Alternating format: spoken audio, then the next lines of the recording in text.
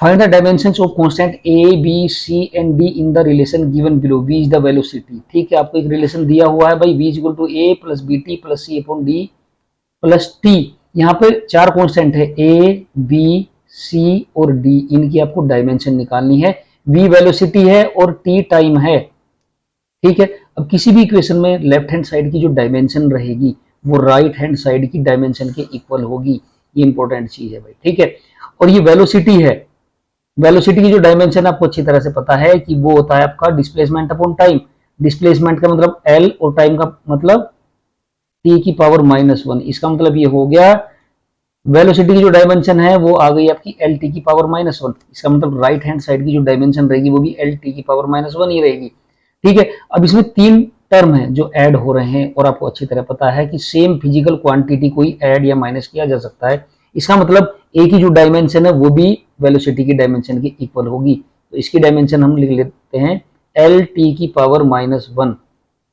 ए की डायमेंशन आपकी निकल गई भाई। अब बी टी टर्म की डायमेंशन भी एल टी की पावर -1 के इक्वली होगी। इसका मतलब B T is equal to, मैं लिख देता हूं एल टी की पावर -1।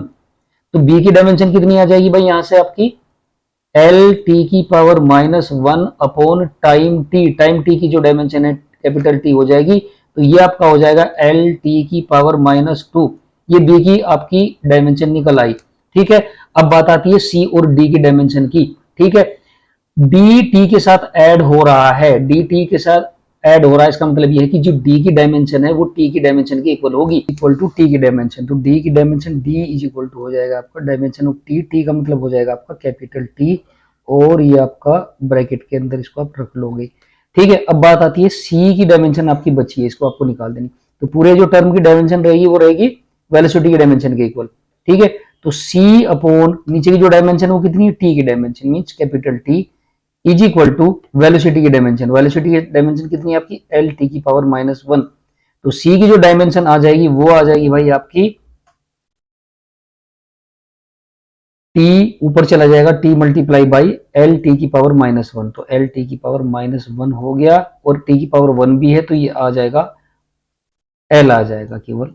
तो ये सी की डायमेंशन होगी भाई। तो सी की हो गई, बी की हो गई, डी की हो गई, ए की होगी, ये आपको निकालना था।